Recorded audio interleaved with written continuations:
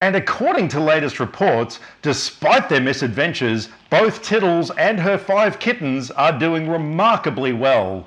Back to you, Dirk. That was Tristan the intern giving you the serious news bulletin with all the news you deserve, as ever, on the hour, every hour, right around the clock. And might I just say, Tristan, that last story was perfect. Thank you, Tristan.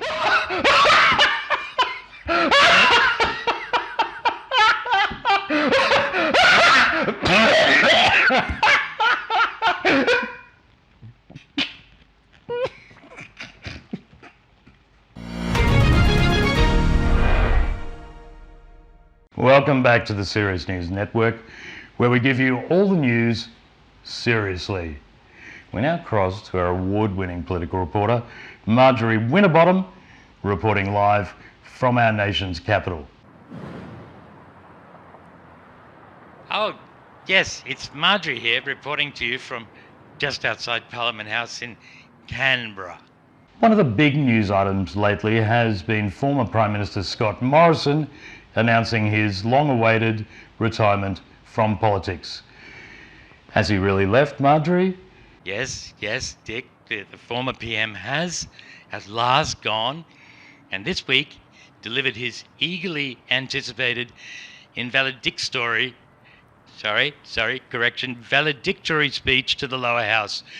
One greeted, indeed, with great enthusiasm and relief on both sides of the house.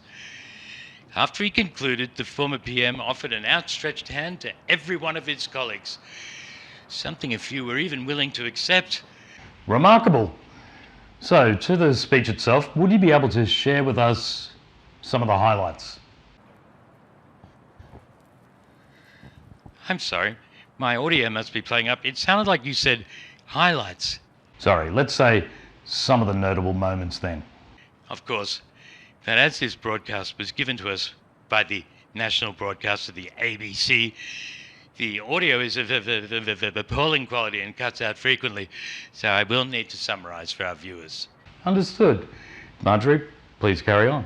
Well, the former leader praised his colleagues and those who had supported him throughout his long career.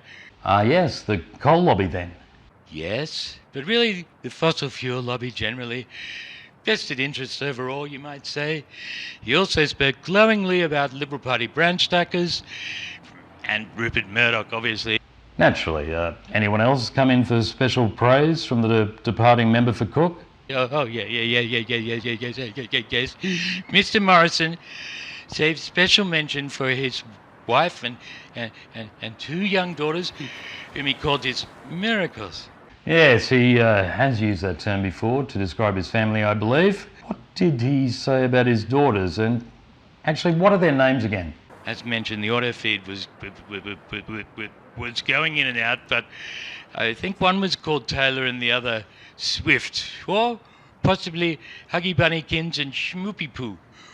Hard to be certain, but what is certain is that proud dad ScoMo did wax lyrical. And what about his wife Jan, who he once famously described as a love machine?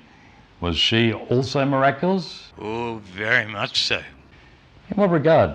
Well, it wasn't exactly spelled out, but it seemed to be related to the conception of Huggy and Snooty, or Snoopy, possibly Jen submitting to the act itself. An unfathomable mystery indeed. Marjorie, anything else?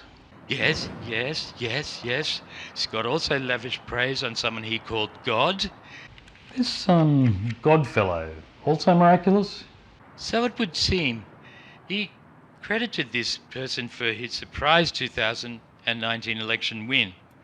Oh, a Svengali type then. Any other miracles? And also for finding him a job after his political career was over, which most thought was utterly inconceivable.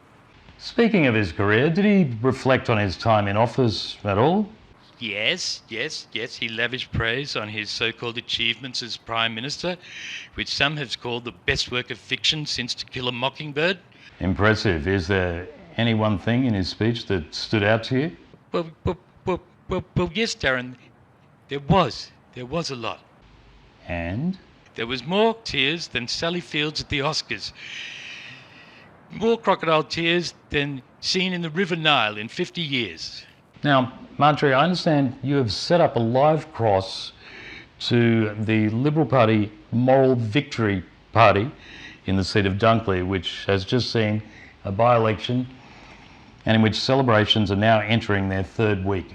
Yes, we have Liberal Party Deputy Leader Sussan Ley ready to give her verdict on the results, live from this so far 3-week pub crawl.